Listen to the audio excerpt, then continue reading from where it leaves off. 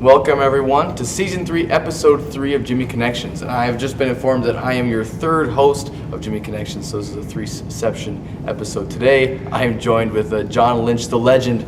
How are you today? Thank you so much for joining us. I'm good. The legend. Oh my goodness. I mean, really, you are. I mean, Lynch is like a big name on campus. So you're here on staff at UJ. Yes. And you wear like at least a couple hats I do. across campus. Would you like to describe what those are, kind of what you do here on campus? So my official title is the Director of Student Activities and New Student Orientation. Okay. So my main job duties include being the advisor for the Student Activities Committee, so SAC, the event planning group on campus. I'm also the advisor for the Student Senate, and I do some more behind the scenes things with student organizations. I don't do a whole lot of direct things with them, with the other ones, but basically making sure that people are doing things they should. And then also directing new student orientation, which includes the summer USOR sessions. There's 3 of them, and then the session when everybody comes back in the fall, as well as a small session in January when the transfer and new students come in, and as well as the international students. So everything I do is the new students, transfer students, or international students, at least welcoming them to campus with the orientation leaders. Nice. And if I'm in correct understanding, we are in need of student orientation leaders. Correct? Yes. I am always hoping for more orientation leaders. The fall is the big one. We need. I would love to have 30 to 40 people for that. It just makes things so much easier, and it's a good time. Summer is not so much. The fall is the big one. Yeah. Summer, just need about 12 to 15 people to make it run smoothly. Yeah. And when's the deadline for that again? The soft deadline is February 17th.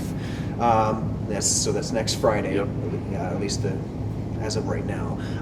But you know what? There's some people that just they may not know their schedule. Yeah. So we say soft schedule because I'll take things after that. It just may elongate the process just a little bit more. So 17th is that soft deadline, but I'll take people that are willing. Okay, awesome. So, Mr. Lynch does so much for this campus. Call me Mr. Lynch is my father.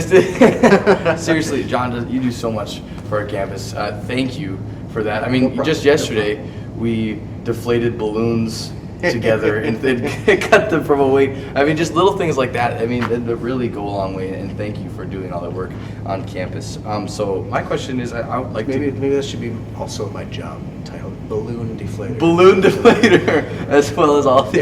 If that was the main part of my job, just imagine. Oh my gosh. Oh, that'd be incredible. Inflate them, deflate them. Just all the time. Tom Brady of student. Tom Brady. Yes, that's awesome. So I'd like to just get to know you like a little bit more. Sure, just kind of like sure. So where did you attend UJ for your college? No, or where I did you go? So I grew up in Jamestown. Most of my family has gone to Jamestown. Okay. I think my brother and sister. My sister goes here. My brother is an alum. Okay. So they were 5th generation Lynches to attend. Wow. At least at that time, Jamestown College, then now UJ. It's a lot of generations. That is. I was black sheep of the family. I went to North Dakota State over in Fargo. So, Okay. But then I have come back here to work, obviously. So then what brought you back? How did you first get started at the University of Jamestown? Well, it's I took a little bit different path than I otherwise might normally have. My undergraduate major was math, Okay. but I wasn't really liking any career prospects related to that. I mean, I like math, and I still do like math, but there weren't many jobs that really appealed to me. However, in my undergraduate years, I was very involved in many student organizations, especially in Greek life and campus activities. Okay. So I saw that this position was open. I really had enjoyed my experiences with all these student organizations, Yeah. and I figured this job, it felt like a good way to get my foot in the door for something that I potentially wanted to do for the rest of my life. I loved being in college. I love working. I now love working at a college. So That's I joke with students like, why'd you end up working at a college? I didn't want to leave. Yeah, exactly. Yeah. That's awesome. That's just like an incredible opportunity then that arise, and I'm glad that you were able to hop on that opportunity because glad to have you here. Oh, good. So, and how long have you been? Because you've been here since it was Jamestown College. I was here for the last 3 weeks. It was Jamestown College. So, but you're still here. Yes. Yes. So, but then I've been here since they called it University of Jamestown. And so this is on August 1st of this coming of the 2017 will be I will completed 4 years working. Nice. So, being one with experience at almost 4 years now, so like as long as any college student, or most college students would be here, what's the coolest thing or coolest change that you've experienced while you're at Jamestown? Coolest change. One directly with in the area that I work. So you're involved in student senate, and it's changed a lot in the 4 years I've been here. Okay. So when I first got here, it was a very, very passive body, and they were working with what they were given, but they needed some encouragement to start getting out, being a little bit more proactive. And I think the student senate they've done that. They've marketed themselves a lot better than they used to. They're going out and actively trying to solve some problems that students see. The dining center changed last year, due in part to the feedback that a lot of the student senators had gotten, about the food service that we had. So it's not exclusively up to that, but they had a large hand in helping administration gain feedback. And there's been quite a number of other changes they've made internally than how they run themselves, and I think they in general have become more proactive and have been able to get some things done. That is a really cool change. So that was exciting for me to see from year one to now going toward in the end of year 4. Yeah, that'd be super cool to see that growth, and that's awesome. Yeah, it's just little by little bit.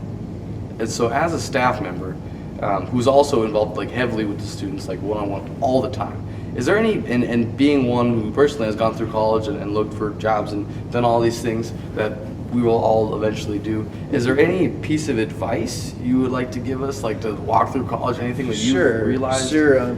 One big one for me was, as I said, my major was math. I'm not doing anything related to that. Yeah. It's okay not to know what you want to do.